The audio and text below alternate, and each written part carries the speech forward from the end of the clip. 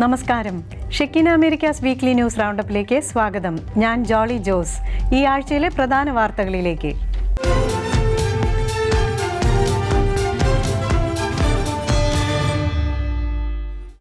ഇറാനെതിരെ ആക്രമണം നടത്താൻ US പ്രസിഡന്റ് ഡൊണാൾഡ് ട്രംപ് പദ്ധതിയിടുന്നതായി വാൾസ്ട്രീറ്റ് ജേർണൽ റിപ്പോർട്ട് ചെയ്തു. ആണവ കരാറിനായുള്ള തന്റെ ആവശ്യങ്ങൾ അംഗീകരിക്കാൻ ഇസ്ലാമിക് റിപ്പബ്ലിക്കിനെ നിർബന്ധിക്കുക എന്ന ലക്ഷ്യത്തോടെയാണ് ട്രംപ് ഇറാനെതിരെ പ്രാഥമിക ആക്രമണങ്ങൾ നടത്തുന്നത്. അതേസമയം അമേരിക്ക ആക്രമണം നടത്തിയാൽ ശത്രുസേനയുടെ മിഡിൽ ഈസ്റ്റിലെ എല്ലാ അടിസ്ഥാന സൗകര്യങ്ങളും തകർക്കുമെന്ന് ഇറാൻ UN മേധാവിയെ അറിയിച്ചു. ഇറാനെതിരെ പരിമിതമായ ആക്രമണം നടത്താൻ US പ്രസിഡന്റ് ഡൊണാൾഡ് ട്രംപ് പദ്ധതിയിടുന്നുണ്ടെന്നാണ് വാൾസ്ട്രീറ്റ് ജേർണൽ റിപ്പോർട്ട് ചെയ്യുന്നത്.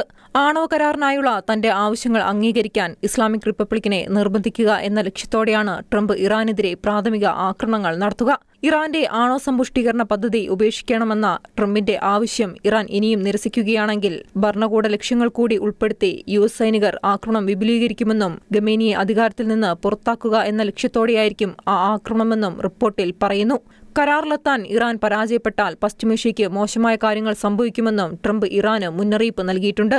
ഗാസ ബോർഡ് ഓഫ് പീസിന്റെ ആദ്യ യോഗത്തിന്റെ ഉദ്ഘാടന വേളയിലാണ് US പ്രസിഡന്റ് ഇറാന് മുന്നറിയിപ്പ് നൽകിയത്.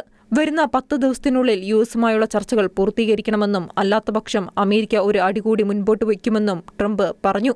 അതേസമയം അമേരിക്ക ആക്രമണം നടത്തിയാൽ ശത്രുസേനയുടെ മിഡിൽ ഈസ്റ്റിലെ എല്ലാ അടിസ്ഥാന സൗകര്യങ്ങളിലും ആക്രമണം നടത്തുമെന്ന് Iran UN secretary general Antonio ഗുട്ടറസിനോട് പറഞ്ഞു. സൈനിക ആക്രമണം ഉണ്ടായാൽ ഇറാൻ കനത്ത തിരിച്ചടി നൽകുമെന്നാണ് UN വ്യക്തമാക്കുന്നത്. അമേരിക്കയുമായി നടന്ന രണ്ടാംഘട്ട ചർച്ചയ്ക്ക് പിന്നാലെ പേർഷ്യൻ ഗൾഫ് മേഖല വീണ്ടും സംഘർഷഭരിതമാകുന്നു. ഹോർമുസ് കടലിടുക്കിൽ സംയുക്ത അഭ്യാസത്തിനായി റഷ്യ, ഇറാൻ എന്നീ രാജ്യങ്ങൾ നാവിക കപ്പലുകൾ വിന്യസിച്ചിട്ടുണ്ടെന്നാണ് പുറത്തുവരുന്ന റിപ്പോർട്ടുകൾ. തന്ത്രപ്രധാനമായ ഹോർമുസ് കടലിടുക്കിൽ സംയുക്ത നാവികാഭ്യാസത്തിനായി റഷ്യ, ഇറാൻ എന്നീ രാജ്യങ്ങൾ നാവിക കപ്പലുകൾ വിന്യസിച്ചിട്ടുണ്ടെന്ന് റഷ്യയുടെയും ഇറാന്റെയും മാധ്യമങ്ങൾ റിപ്പോർട്ട് ചെയ്തു. ഇറാനിയൻ നാവികസേനയുമായുള്ള സംയുക്താഭ്യാസത്തിന് മുന്നോടിയായി റഷ്യൻ യുദ്ധക്കപ്പലായ കോർവെറ്റ് സ്റ്റോയ്ക്കി ഇറാനിലെ അബ്ബാസി തുറമുഖത്ത് നങ്കൂരമിട്ടതായി മോസ്കോ ടൈംസ് റിപ്പോർട്ട് ചെയ്തു. ഒമാൻ ഉൾക്കടലിലും വടക്കൻ ഇന്ത്യൻ മഹാസമുദ്രത്തിലും നടക്കാനിരിക്കുന്ന നാവികാഭ്യാസങ്ങളെ മേഖലയിൽ വർദ്ധിച്ചുവരുന്ന US യുദ്ധക്കപ്പൽ സാന്നിധ്യത്തിനിടയിൽ സമുദ്ര സുരക്ഷ ശക്തിപ്പെടുത്തുന്നതിനും സൈനിക സഹകരണം വർദ്ധിപ്പിക്കുന്നതിനുമുള്ള ശ്രമങ്ങളായിട്ടാണ് ഇറാൻ വിശേഷിപ്പിക്കുന്നത്. റഷ്യൻ സൈന്യമാണ് യുദ്ധക്കപ്പലുകളിലൊന്നായ കോർവെറ്റ് സ്റ്റോയ്ക്കി ഇറാനിയൻ തുറമുഖത്തെത്തുന്നതായി സൂചിപ്പിക്കുന്ന വീഡിയോ ദൃശ്യം പുറത്തുവിട്ടത്. വ്യോമാതിർത്തിയിൽ അപകടങ്ങളെക്കുറിച്ച് പൈലറ്റുമാർക്ക് മുന്നറിയിപ്പ് നൽകുന്ന നോട്ടാം ഇറാൻ പുറപ്പെടുവിച്ചതായും റിപ്പോർട്ടുകളുണ്ട്. സൈനിക ശേഷി പ്രകടിപ്പിക്കുന്ന നൂതന കപ്പൽവേദ ബാലിസ്റ്റിക് മിസൈലുകൾ പരീക്ഷിക്കുന്നതിനുള്ള തയ്യാറെടുപ്പുകൾ ഇറാൻ നടത്തുന്നതായും വിവരമുണ്ട്. ഇത് കപ്പൽ പാതകളെ തടസ്സപ്പെടുത്തുവാനും പേർഷ്യൻ ഗൾഫിൽ അപകട സാധ്യതകൾ വർദ്ധിപ്പിക്കുവാനും സാധ്യതയുണ്ട്. വിഭൂതി ബുധനിലെ ക്ഷാരം കത്തുന്ന ലോകത്തിന്റെ ഭാരം വഹിക്കുന്നുവെന്ന് ലിയോ 14 പാപ്പ. തന്റെ പാപ്പൽ കാലയളവിലെ ആദ്യ വലിയ നോമ്പ് കാലത്തിന് തുടക്കം കുറിച്ച് ലിയോ 14 പാപ്പ റോമിലെ സെന്റ് സബീന ബെസിലിക്കയിൽ പാപ്പായുടെ നേതൃത്വത്തിൽ വിഭൂതി തിരുക്കർമ്മങ്ങൾ നടത്തപ്പെട്ടു. ജനത്തെ ഒരുമിച്ച് കൂട്ടുവിൻ, സമൂഹത്തെ വിശുദ്ധീകരിക്കുവിൻ. തങ്ങളുടെ പാപങ്ങൾ ഏറ്റുപറയുന്ന സാക്ഷികളുടെ ഒരു സമൂഹമാണ് സഭ. ജോയേൽ പ്രവാചകന്റെ പുസ്തകം 2-ാം അധ്യായം 16-ാം വാക്യം ഉദ്ധരിച്ച് വലിയ നോമ്പിലേക്ക് ആഹ്വാനവുമായി ലയോ 14 പാപ്പ നോമ്പ് കാലം ആരംഭിക്കുമ്പോൾ വിഭൂതി ബുധനിലെ ക്ഷാരം നമ്മെ യുദ്ധത്താൽ നശിപ്പിക്കപ്പെട്ട മുഴുവൻ നഗരങ്ങളുടെയും കത്തുന്ന ലോകത്തിന്റെയും ഭാരം ഓർമ്മിപ്പിക്കുന്നുവെന്നും പങ്കുവച്ചു. ഫെബ്രുവരി 18-ന് റോമിലെ അവന്റീൻ കുന്നിൽ പരമ്പരാഗതമായ വിഭൂതി ബുധൻ തിരുക്കർമ്മങ്ങൾക്ക് ലയോ 14 പാപ്പ നേതൃത്വം നൽകി. പശ്ചാത്താപ ഘോഷയാത്രയായി പുരോഹിതന്മാരോടും വിശ്വാസികളോടുമൊപ്പം നടന്ന പാപ്പ റോമിലെ സെന്റ് സബീന ബെസിലിക്കയിൽ തന്റെ പേപ്പൽ കാലയളവിലെ ആദ്യ വലിയ നോമ്പ് കാലത്തിന് തുടക്കം കുറിച്ചു. പാപ്പയുടെ നേതൃത്വത്തിൽ ദിവ്യബലിയും വിഭൂതി തിരുക്കർമ്മങ്ങളും നടത്തപ്പെട്ടു. വിഭൂതി ബുധൻ നോമ്പിന്റെ ആദ്യ ദിവസമാണ്. ഈസ്റ്ററിന് മുമ്പുള്ള 40 ദിവസത്തെ ഉപവാസത്തിന്റെയും പ്രാർത്ഥനയുടെയും കാലഘട്ടം. അനുതാപത്തിലേക്കും മാനസാന്തരത്തിലേക്കും പാപ്പ വിശ്വാസി സമൂഹത്തെ ക്ഷണിച്ചു. പരമ്പരാഗതമായി വിശ്വാസികളുടെ തലയിൽ വിതറുന്ന ചാരത്തിന്റെ അർത്ഥത്തെക്കുറിച്ച് പ്രതിഫലിപ്പിച്ചുകൊണ്ട് 1966 വിശുദ്ധ പോൾ 6 പാപ്പ നടത്തിയ ഒരു മതബോധനത്തെ ലയോ പാപ്പ അനുസ്മരിച്ചു. ആചാരത്തിന്റെ പൊതു ആഘോഷത്തെ കഠിനവും ശ്രദ്ധേയവുമായ ഒരു അനുതാപ ചടങ്ങെന്നും ഒരു യാഥാർത്ഥ്യബോധമുള്ള അധ്യാപനമെന്നും അദ്ദേഹം വിശേഷിപ്പിച്ചു. ഇത് വിശ്വാസികൾക്കായുള്ള ശക്തമായ സമയമാണെന്ന് പറഞ്ഞ പാപ്പ ഇന്ന് സമൂഹം കൂടുതൽ അപൂർവമായി കൊണ്ടിരിക്കുകയാണെന്നും എന്നാൽ നോമ്പുകാലം വിശ്വാസികൾക്ക് അവരുടെ പാപങ്ങൾ തിരിച്ചറിയുന്നതിനും സാക്ഷികളുടെ ഒരു സമൂഹമായി ഒരുമിച്ച് കൂടുന്നതിനും അവസരം ഒരുക്കുന്ന നൽകുന്നുവെന്നും അഭിപ്രായപ്പെട്ടു. ആധുനിക സമൂഹം കൂട്ടായ്മയിൽ ഒന്നിച്ചുകൂടുന്നത് ബുദ്ധിമുട്ടാണെന്ന് പറയുമ്പോൾ പോലും നോമ്പുകാലം സഭാ വിശ്വാസികളെ ഒരു യഥാർത്ഥ സമൂഹമായി പുതുക്കുന്ന ഒരു സമയമായി കണക്കാക്കാമെന്ന് പാപ്പ കത്തോലിക്കരോട് ആവശ്യപ്പെട്ടു. പാപം ഒരിക്കലും സ്വകാര്യമല്ലെന്ന് ഊന്നിപ്പറഞ്ഞ പാപ്പ അത് ആളുകൾ വസിക്കുന്ന ചുറ്റുപാടിലും ഡിജിറ്റൽ പരിതസ്ഥിതികളാലും രൂപപ്പെടുന്നുവെന്നും അഭിപ്രായപ്പെട്ടു. നോമ്പുകാലം മാനസാന്തരത്തിലൂടെയും മാറ്റങ്ങളിലൂടെയും പാപങ്ങളിൽ നിന്നെല്ലാം സ്വതന്ത്രരാകാൻ നമ്മെ ധൈര്യപ്പെടുത്തുകയാണ് ചെയ്യുന്നതെന്ന് പാപ്പ അടിവരയിട്ടു പറഞ്ഞു. നോമ്പിനെ ഒരു സ്വകാര്യ ആരാധനയായി കാണുന്നതിനു പകരം തങ്ങളുടെ ജീവിതം പുതുക്കാൻ വഴികൾ തേടുന്നവർക്ക് ക്രൈസ്തവർ മാതൃകയായി തീരണമെന്നും ഓർമ്മപ്പെടുത്തി. വചനമുദ്ധരിച്ച് വിഭൂതി ബുധനിൽ സന്ദേശവുമായി അമേരിക്കൻ പ്രസിഡന്റ് ഡൊണാൾഡ് ട്രംപ്. സമയം പൂർത്തിയായി, ദൈവരാജ്യം സമീപിച്ചിരിക്കുന്നു. അനുദപിച്ച് സുവിശേഷത്തിൽ വിശ്വസിക്കുവിൻ. അർത്ഥവത്തായ ഒരു നോമ്പുകാലത്തിനായി ഏവർക്കും പ്രസിഡന്റിന്റെ ആശംസകൾ. വിഭൂതി ബുധനിൽ പ്രസിഡൻഷ്യൽ സന്ദേശവുമായി അമേരിക്കൻ പ്രസിഡന്റ് ഡൊണാൾഡ് ട്രംപ്. സന്ദേശം: അമേരിക്കയിലും ലോകമെമ്പാടുമുള്ള ദശലക്ഷക്കണക്കിന് ക്രൈസ്തവരുടെ വിഭൂതി ബുധൻ ആചരണത്തിൽ പ്രഥമ വനിതയും താനും പങ്കുചേരുന്നു. പ്രാർത്ഥനയുടെയും മാനസാന്തരത്തിന്റെയും ഒരു വിശുദ്ധ ദിവസവും നോമ്പുകാലത്തിന്റെ തുടക്കവുമാണ് വിഭൂതി. എല്ലാ വിഭൂതി ദിനത്തിലും ക്രൈസ്തവർ അവരുടെ നെറ്റിയിൽ കുരിശടയാളത്തിൽ ചാരം പൂശുന്നു. നമ്മൾ യേശുക്രിസ്തുവിന്റേതാണെന്നും നമ്മുടെ നിലനിൽക്കുന്ന പ്രായശ്ചിത്തത്തിന്റെ ആവശ്യകതയെക്കുറിച്ചും ഒരു ദൃശ്യമായ ഓർമ്മപ്പെടുത്തൽ. അടുത്ത 40 ദിവസത്തേക്ക് മരുഭൂമിയിൽ യേശു നടത്തിയ 40 ദിവസത്തെ ഉപവാസത്തിന്റെയും പ്രാർത്ഥനയുടെയും ഓർമ്മയ്ക്കായി ക്രിസ്തുവിന്റെ അനുയായികൾ അവരുടെ വിശ്വാസം ആഴപ്പെടുത്തുന്നതിനും അവന്റെ വീണ്ടെടുപ്പായ പീഡാനുഭവത്തെയും മരണത്തെയും കുറിച്ച് ധ്യാനിക്കുന്നതിനും വരാനിരിക്കുന്ന ഈസ്റ്റർ അത്ഭുതത്തിനായി അവരുടെ ഹൃദയങ്ങളെ ഒരുക്കുന്നതിനും വേണ്ടി പ്രാർത്ഥിക്കുകയും ഉപവസിക്കുകയും ദാനം ചെയ്യുകയും ചെയ്യുന്നു. നോമ്പുകാലത്തിന്റെ വിശുദ്ധവാരം ആരംഭിക്കുമ്പോൾ നമ്മുടെ ദേശീയ ചരിത്രത്തിന്റെ ആദ്യകാലം മുതൽ തന്നെ പ്രാർത്ഥന, ഉപവാസം, ദാനധർമ്മം എന്നിവ നമ്മുടെ ശക്തിയുടെ അടിത്തറയായിരുന്നുവെന്ന് നമ്മെ ഓർമ്മിപ്പിക്കുന്നു. വിപ്ലവ യുദ്ധത്തിന്റെ ഹൃദയഭാഗത്ത് പ്രാർത്ഥനയിലേക്കും ഉപവാസത്തിലേക്കും തിരിഞ്ഞ കോളനിവാസികൾ മുതൽ അമേരിക്കയിലെ പള്ളികളുടെയും ആശുപത്രികളുടെയും ജീവകാരുണ്യ സ്ഥാപനങ്ങളുടെയും സമാനതകളില്ലാത്ത കാരുണ്യവും ഔദാര്യവും വരെ നൂറ്റാണ്ടുകളായി വിശ്വാസത്തിന്റെ ഈ നീതിപൂർവകമായ പ്രവൃത്തികൾ എല്ലായ്പ്പോഴും നമ്മുടെ സത്വത്തിന്റെയും പൈതൃകത്തിന്റെയും ജീവിത രീതിയുടെയും കേന്ദ്രബിന്ദുവായി നിലകൊള്ളുന്നു. ഈ ക്ഷാരബുധൻ ക്രിസ്തുവിന്റെ പീഡാനുഭവത്തെയും കുരിശിലെ പരമമായ ത്യാഗത്തെയും നാം അനുസ്മരിക്കുമ്പോൾ അർത്ഥവത്തായ ഒരു നോമ്പുകാലത്തിനായി ആശംസകൾ നേരുന്നു. എല്ലാറ്റിനുമുപരി മനുഷ്യരാശിയുടെ ചരിത്രത്തിലെ ഏറ്റവും വലിയ അത്ഭുതമായ ഈസ്റ്റർ ഞായറാഴ്ച യേശുവിന്റെ വിജയകരമായ പുനരുത്ഥാനത്തിനായി നാം തയ്യാറെടുക്കുമ്പോൾ നമുക്ക് ആ വിശുദ്ധമായ തിരുവചനം ഓർമ്മിക്കാം. ഇത് പൂർത്തീകരണത്തിന്റെ സമയമാണ്. ദൈവരാജ്യം സമീപിച്ചിരിക്കുന്നു. മാനസാന്തരപ്പെടുകയും സുവിശേഷത്തിൽ വിശ്വസിക്കുകയും ചെയ്യുക. ട്രംപിന്റെ ബോർഡ് ഓഫ് പീസിൽ ഭാഗമാകില്ലെന്ന് അറിയിച്ച് വത്തിക്കാൻ. ഗാസയിലെ യുദ്ധവും മറ്റ് സംഘർഷങ്ങളും അഭിസംബോധന ചെയ്യുന്നതിനായി US പ്രസിഡന്റ് ഉയർത്തിപ്പിടിച്ച സമാധാന ബോർഡിൽ പരിശുദ്ധ സിംഹാസനം പങ്കെടുക്കില്ലെന്ന് വത്തിക്കാൻ സ്റ്റേറ്റ് സെക്രട്ടറി കർദിനാൾ പിയട്രോ പരോളിൻ അറിയിച്ചു. ട്രംപിന്റെ ബോർഡ് ഓഫ് പീസിൽ ഭാഗമാകില്ല എന്നറിയിച്ച് വത്തിക്കാൻ. ഗാസയിലെ യുദ്ധവും മറ്റ് സംഘർഷങ്ങളും അഭിസംബോധന ചെയ്യുന്നതിനായി US പ്രസിഡന്റ് ഉയർത്തിപ്പിടിച്ച സമാധാന ബോർഡിൽ പരിശുദ്ധ സിംഹാസനം പങ്കെടുക്കില്ലെന്ന് വത്തിക്കാൻ സ്റ്റേറ്റ് സെക്രട്ടറി കർദിനാൾ പിയട്രോ പരോളിൻ അറിയിച്ചു. ലാറ്ററൻ ഉടമ്പടികൾ ഒപ്പുവച്ചതിന്റെ വാർഷികത്തോടനുബന്ധിച്ച് ഇറ്റലിയിലെ എംബസിയുടെ ആസ്ഥാനമായ പലാസോ ബെറോമിയോയിൽ ഇറ്റാലിയൻ സർക്കാരുമായുള്ള ഉഭയകക്ഷി യോഗത്തിനിടെയായിരുന്നു കർദിനാൾ പരാമർശം നടത്തിയത്. ബോർഡിൽ നിരീക്ഷക സ്ഥാനത്തുള്ള ഇറ്റലിയെക്കുറിച്ചുള്ള ചോദ്യത്തിന് ബോർഡിൽ പങ്കാളിയാകുമോ എന്ന ചോദ്യത്തിനാണ് ഇവിടെ ഉത്തരം നൽകിയിരിക്കുന്നതെന്നും കൂടുതലായ വിശദീകരണങ്ങൾക്ക് മുതിരുന്നില്ലെന്നും മറുപടി നൽകി. ബോർഡിന്റെ പ്രത്യേക സ്വഭാവം കണക്കിലെടുത്താണ് ഈ തീരുമാനമെന്നും അന്താരാഷ്ട്ര തലത്തിൽ എല്ലാറ്റിനുമുപരി ഇത്തരത്തിലുള്ള പ്രതിസന്ധി സാഹചര്യങ്ങൾ കൈകാര്യം ചെയ്യാൻ ഐക്യരാഷ്ട്രസഭ ഉണ്ടല്ലോ എന്നും ഓർമ്മപ്പെടുത്തി. ട്രംപിന്റെ സമാധാന ബോർഡിൽ പങ്കാളിയാകുമോ ഇല്ലയോ എന്ന ചോദ്യത്തിന് മറുപടി നൽകുകയായിരുന്നു കർദിനാൾ. 4 വർഷമായി തുടരുന്ന യുക്രൈനിലെ യുദ്ധത്തെക്കുറിച്ചും കർദിനാൾ പരോളിൻ സംസാരിച്ചു. വലിയ ശുഭാപ്തി വിശ്വാസമുണ്ടെന്നും ഇരുപക്ഷവും സമാധാനത്തിലേക്ക് യഥാർത്ഥ പുരോഗതി കൈവരിച്ചിട്ടില്ലെന്നും 4 വർഷങ്ങൾക്ക് ശേഷവും നമ്മൾ ഇപ്പോഴും ആദ്യഘട്ടത്തിലേതുപോലെയുള്ള ദാരുണമായ അവസ്ഥയിലാണെന്നും കർദിനാൾ വ്യക്തമാക്കി. ന്യൂയോർക്കിലെ ബൂൺവിൽ അബാൻഡൻ ലൈഫ് ഫെലോഷിപ്പ് പള്ളിയിൽ സ്ഫോടനം. തീപിടുത്തത്തിൽ പാസ്റ്റർ ഉൾപ്പെടെ 5 പേർക്ക് പരിക്ക്. സ്ഫോടന കാരണം വാതക ചോർച്ചയെന്ന് സംശയിക്കുന്നതായി റിപ്പോർട്ട്. തീപിടുത്തത്തിൽ പള്ളിക്ക് വ്യാപകമായ നാശനഷ്ടം. ന്യൂയോർക്കിലെ ബൂൺവില്ലെ അബൻഡൻ ലൈഫ് ഫെലോഷിപ്പ് പള്ളിയിൽ സ്ഫോടനം. സിറാക്കൂസിൽ നിന്ന് ഏകദേശം 50 മൈൽ വടക്കുകിഴക്കായി സ്ഥിതി ചെയ്യുന്ന പള്ളിയിൽ പൊടുന്നനെയാണ് തീപിടുത്തം ഉണ്ടായത്. ഫെബ്രുവരി 17 ചൊവ്വാഴ്ചയുണ്ടായ തീപിടുത്തത്തിൽ പാസ്റ്റർ ഉൾപ്പെടെ 5 പേർക്ക് പരിക്കേറ്റതായാണ് റിപ്പോർട്ട്. സ്ഫോടന കാരണം വാതക ചോർച്ചയെന്നാണ് സംശയിക്കുന്നത്. പള്ളിയിൽ ശക്തമായ വാതകഗന്ധം അനുഭവപ്പെട്ടതിനെ തുടർന്നാണ് സ്ഫോടനമുണ്ടായത്. തീപിടുത്തത്തിൽ പള്ളി ഏതാണ്ട് പൂർണ്ണമായും നശിച്ചു. സ്ഫോടനത്തെക്കുറിച്ച് ന്യൂയോർക്ക് സ്റ്റേറ്റ് പോലീസ് അന്വേഷിച്ചു വരികയാണ്.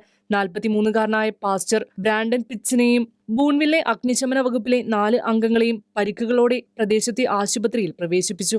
പോലീസ് പറയുന്നതനുസരിച്ച് നിലവിൽ പരിക്കേറ്റവരിൽ 2 പേരുടെ നില ഗുരുതരമാണ്. സ്ഫോടനവുമായി ബന്ധപ്പെട്ട് ക്രിമിനൽ പ്രവർത്തനങ്ങളുടെ പ്രാഥമിക സൂചനകളൊന്നുമില്ലെന്നാണ് പോലീസ് കണ്ടെത്തൽ. യുഎസിലെ സീറോ മലബാർ രൂപതയുടെ രജത ജൂബിലി ആഘോഷങ്ങളുടെ ഭാഗമായി നടത്തപ്പെടുന്ന സീറോ മലബാർ USA കൺവെൻഷനെ കുറിച്ചുള്ള കൊച്ചുമാലാഖയുടെ ജിജ്ഞാസയും നിഷ്കളങ്കതയും നിറഞ്ഞ ചോദ്യങ്ങൾക്ക് രസകരമായ മറുപടികളുമായി Chicago bishop Mar Joy Alappat. Video കാണാം.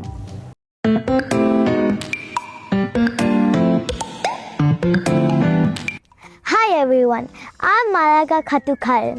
Today I have 5 quick questions about the convention. And who better to answer them than our beloved Bishop Joy Alapat. ഈശോമിശിഹായ്ക്ക് സ്തുതിയായിരിക്കട്ടെ മോളെ. Bishop, I have 5 quick questions. Okay, I have 5 quick answers to you. First question, why should we come to the convention? Participation in this convention will help you to grow stronger in your faith, and also it will help you to understand about our Syro Malabar Church. Is it only about praying?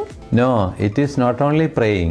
We as a community celebrate in our spiritual, cultural, social level, and there are a lot of fun activities also connected to this event.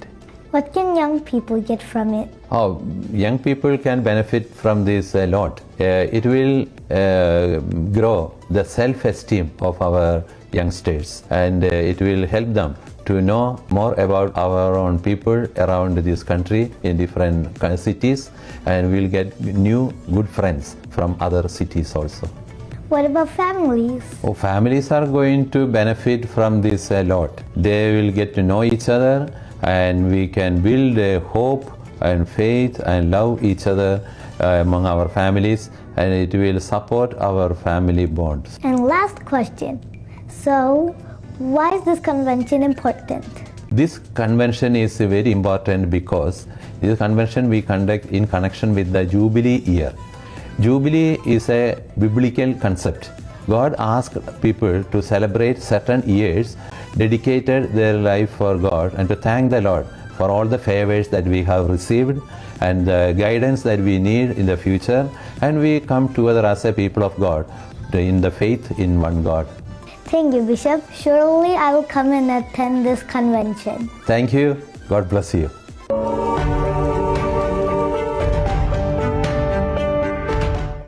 Saint Peter's ബസിലിക്കയുടെ 400-ാം വാർഷികം.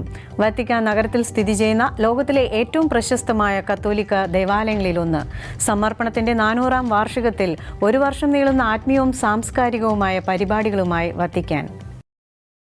4 നൂറ്റാണ്ടുകൾക്ക് മുമ്പ് 1626 November 18-ന് Urban Barberini 8-ാമൻ പാപ്പയാണ് Saint Peter's basilica ആശീർവദിച്ചത്. വിശുദ്ധ പത്രോസിന്റെ ഭൗതിക അവശിഷ്ടങ്ങൾ സൂക്ഷിച്ചിരിക്കുന്ന ഈ വിശുദ്ധ ആലയത്തിന്റെ സമർപ്പണം നടന്നിട്ട് 4 ശതാബ്ദങ്ങളായി. 400-ാം വാർഷികത്തിൽ വത്തിക്കാൻ നഗരത്തിൽ സംഘടിപ്പിക്കുന്ന പരിപാടികളുടെ രൂപരേഖ സെന്റ് പീറ്റേഴ്സ് ബസിലിക്കയുടെ ആർച്ച് പ്രീസ്റ്റ് കർദിനാൾ മൗറോ ഗാംബെറ്റി പ്രഖ്യാപിച്ചു. ഫെബ്രുവരി 20-ന് പുതിയ വിയ ക്രൂസിസ് പ്രാർത്ഥനയോടെയാണ് പരിപാടികൾക്ക് തുടക്കമാകുന്നത്. നവംബർ 18-ന് ലയോ 14-ാമൻ പാപ്പയുടെ മുഖ്യ കാർമ്മികത്വത്തിൽ അർപ്പിക്കപ്പെടുന്ന ദിവ്യബലിയോടെ സമാപനം.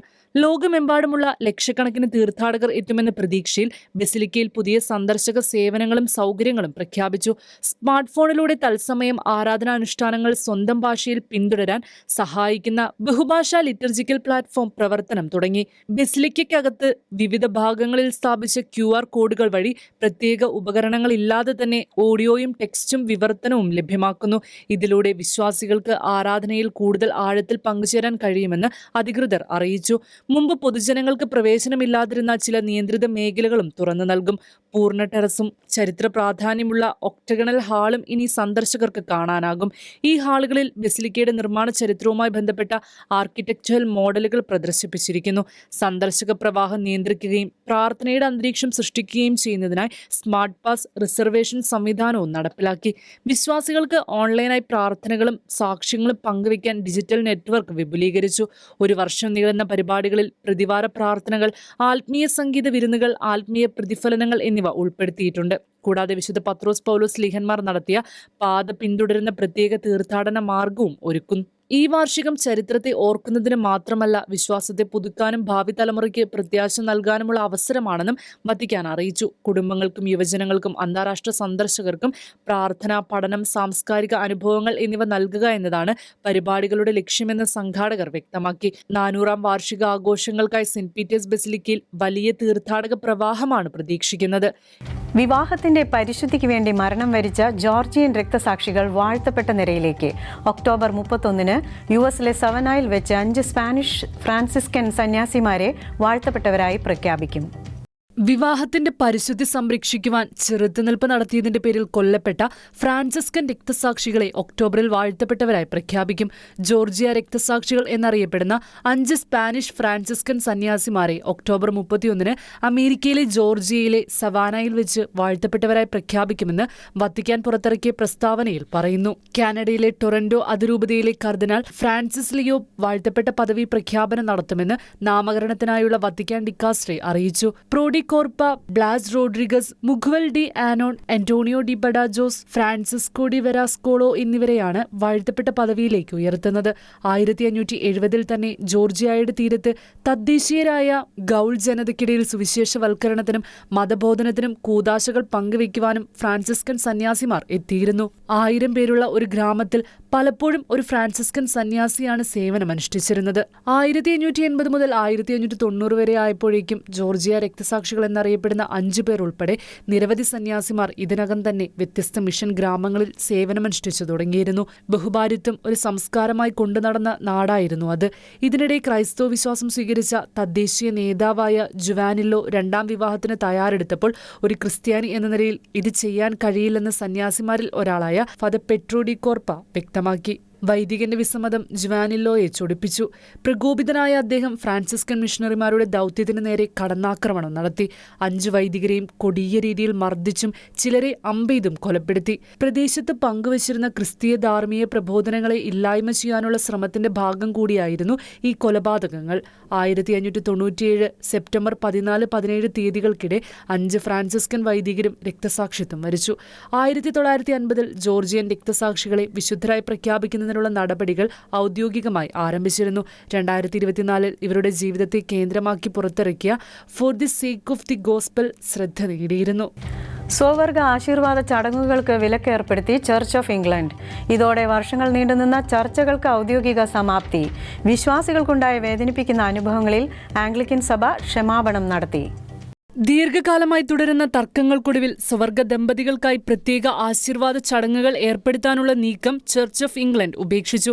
ജനറൽ സിനഡിൽ നടന്ന വോട്ടെടുപ്പിൽ ബിഷപ്പുമാരുടെ ഈ നിർദ്ദേശത്തിന് വലിയ പിന്തുണ ലഭിച്ചു. ഇതോടെ 9 വർഷം നീണ്ടുനിന്ന living in love and faith ചർച്ചകൾക്ക് ഔദ്യോഗികമായി സമാപ്തിയായി. ദൈവശാസ്ത്രപരമായ തടസ്സങ്ങൾ ചൂണ്ടിക്കാട്ടിയാണ് ഈ തീരുമാനം. എന്നാൽ സാധാരണ ആരാധനാക്രമത്തിന്റെ ഭാഗമായുള്ള പ്രാർത്ഥനകൾ തുടരാം. ഈ നീണ്ട പ്രക്രിയയ്ക്കിടയിൽ ഉണ്ടായ വേദനിപ്പിക്കുന്ന അനുഭവങ്ങളിൽ ആംഗ്ലിക്കൻ സഭ ക്ഷമാപണം നടത്തുകയും ചെയ്തു. ലൈംഗികതയും സ്വവർഗ വിവാഹവും സംബന്ധിച്ച വിഷയം സമീപ വർഷങ്ങളിൽ ആംഗ്ലിക്കൻ സഭയെ ഭിന്നതയുടെ വക്കിലെത്തിച്ചിരുന്നു. ഒരു ദശാബ്ദത്തിലേറെ നീണ്ടുനിന്ന ചർച്ചകൾക്ക് ശേഷം 2023-ന്റെ തുടക്കത്തിൽ പള്ളികളിൽ സ്വവർഗ ദമ്പതികളുടെ വിവാഹങ്ങളെ പിന്തുണയ്ക്കില്ലെന്നും എന്നാൽ പുരോഹിതന്മാർക്ക് പതിവ് ആരാധനയിൽ സ്വവർഗ ദമ്പതികളെ അനുഗ്രഹിക്കുന്നതിനുമുള്ള അനുവാദം നൽകുന്ന തീരുമാനം സിനഡ് കൈക്കൊണ്ടു. ഈ തീരുമാനത്തെ തുടർന്ന് ദക്ഷിണ Sudan, Uganda, democratic republic of Congo എന്നിവയുൾപ്പെടെ ചില വികസ്വര രാജ്യങ്ങളിലെ സഭാ നേതാക്കൾ കാൻറ്റർബറി ആർച്ച് ബിഷപ്പ് ജസ്റ്റിൻ വെൽബിയെ ആഗോള സഭയുടെ തലവനായി ഇനി അംഗീകരിക്കുന്നില്ല എന്ന നിലപാട് സ്വീകരിക്കുകയും വിയോജിപ്പ് അറിയിക്കുകയും ചെയ്തു. 2024-ൽ സ്വവർഗ വിവാഹങ്ങൾക്ക് ആശീർവാദം അനുവദിക്കുവാനുള്ള തീരുമാനത്തിന്റെ അടിസ്ഥാനത്തിൽ ഒരു സമാന്തര പ്രവിശ്യ ആരംഭിക്കുമെന്ന് church of England evangelical council പറഞ്ഞിരുന്നു. എന്നാൽ ഇപ്പോൾ എല്ലാ വിവാദങ്ങൾക്കും വിരാമമിട്ടുകൊണ്ടാണ് ആംഗ്ലിക്കൻ സഭയുടെ വിലക്കേർപ്പെടുത്തൽ. ഭാവിയിൽ ഇത്തരം വിഷയങ്ങൾ ചർച്ച ചെയ്യാൻ പുതിയ സമിതിയെ രൂപീകരിക്കാനും സിനഡ് തീരുമാനിച്ചു. Shekinah Americas weekly news roundup ഇവിടെ പൂർണ്ണമാകുന്നു. കൂടുതൽ വാർത്തകളുമായി അടുത്ത ആഴ്ച വീണ്ടും കാണാം.